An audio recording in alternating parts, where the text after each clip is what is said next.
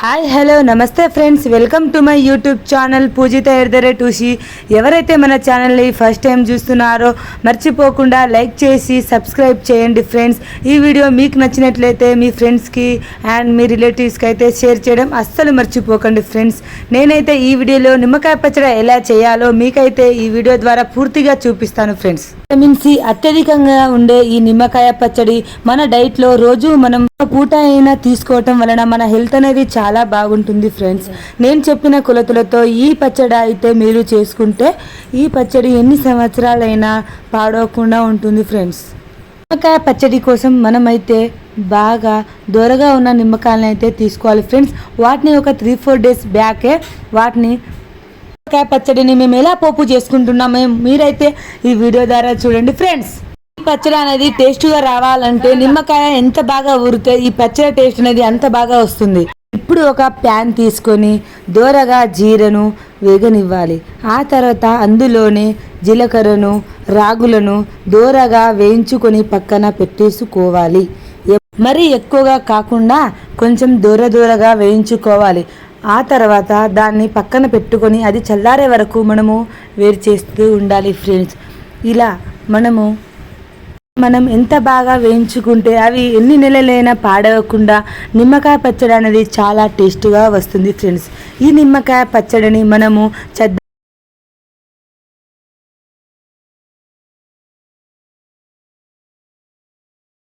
ఆ తర్వాత అదే పెనంలో మనం నువ్వుల నూనె కానీ లేకపోతే పల్లి నూనె కానీ వేసుకొని వాటిని వేయించుకోవాలి ఫ్రెండ్స్. మనము ఈ పచ్చడి కోసం నువ్వుల నూనె కానీ పల్లి నూనె కానీ తీసుకోవటం వల్ల ఆ పచ్చడి టేస్ట్ అనేది ఇంకొంత టేస్టీగా సూపర్గా ఉంటుంది ఫ్రెండ్స్. ఇప్పుడు నూనె వేడయ్యాక అందులో 1 టీ స్పూన్ ఆవాలు, ఆ తరువాత ఇంగువ, ఆ తరువాత ఉల్లి, ఆ తర్వాత అందులో ఎండిన మిర్చి, ఆ తర్వాత అందులో కరివేపాకు వేసుకొని బాగా కలియబెట్టుకోవాలి. ఇందులో కరివేపాకు వేయటం వలన టేస్ట్ మరింత బాగుంటుంది ఫ్రెండ్స్. ఈ కరివేపాకు అనేది క్రిస్పీగా వచ్చే వరకు మనం బాగా వేడి చేసుకోవాలి. ఆ తర్వాత అందులో 4-5 కాకుండా ఒక 10-15 వెల్లుల్లిని అయితే తీసుకోవాలి ఫ్రెండ్స్. వెల్లుల్లి అనేది ఈ నిమ్మకాయ టేస్ట్ని మరింత టేస్టీగా వచ్చేలాగా చేస్తుంది. ఈ కరివేపాకుని మనము సరిగ్గా ఫ్రై చేయకపోతే ఈ పచ్చడి అనేది త్వరగా బూజు పడుతుంది. సో కావున పచ్చడి అనేది త్వరగా బూజు పడకుండా ఉండాలంటే మనమైతే ఆ కరివేపాకుని క్రిస్పీగా వచ్చే వరకు బాగా వేయించుకోవాలి ఫ్రెండ్స్. ఇదైతే మస్ట్ అండ్ షుడ్. అంతేకాకుండా ఈ పచ్చడి అనేది టేస్టీగా రావాలంటే మనం ఇందులో ఎక్కువగా సాల్ట్ వేసుకోవటం వలన ఈ పచ్చడి అయితే మరింత టేస్టీగా వస్తుంది.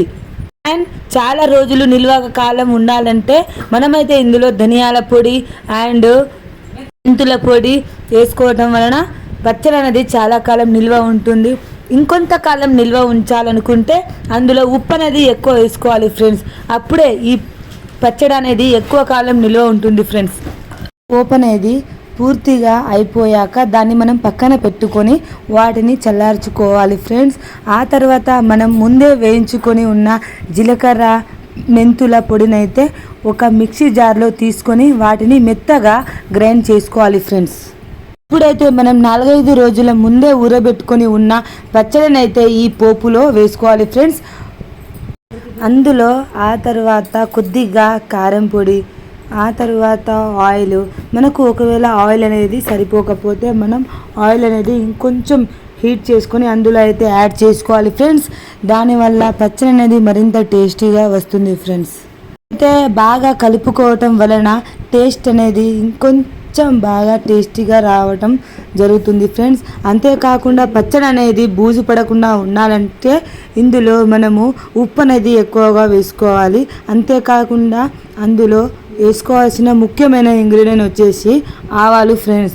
ఈ ఆవాలు మనము ఎక్కువగా వేసుకోవటం వలన పచ్చడి అనేది బూజు పడకుండా ఎంతో టేస్టీగా వస్తుంది ఫ్రెండ్స్. పచ్చడిను బాగా కలపడం వలన పచ్చడి అనేది టేస్ట్ మరింత బాగా వస్తుంది. ఇందులో మనము పచ్చిమిర్చిలను కాకుండా ఎండు మిర్చిలను తీసుకోవటం వలన ఇంకా పచ్చడి టేస్ట్ అయితే మరింత ఎక్కువగా పెరుగుతుంది ఫ్రెండ్స్. చూశారు కదా ఫ్రెండ్స్ నేను ఏ విధంగా చేస్తున్నానో మీరు కూడా as it's same to same అలా చేసుకోవటం వలన ఈ పచ్చడి అనేది ఇంకొంతకాలం నిల్వ ఉంటుంది ఫ్రెండ్స్. మర్చిపోకుండా ఈ రెసిపీని అయితే నేను ఏ విధంగా చేశానో మీరు కూడా అదే విధంగా చేయటం వలన ఈ పచ్చడి టేస్ట్ అనేది చాలా టేస్టీగా రావటమే కాకుండా పచ్చడి అనేది చాలా నెలల వరకు మనకైతే నిల్వ అనేది ఉండడం జరుగుతుంది ఫ్రెండ్స్.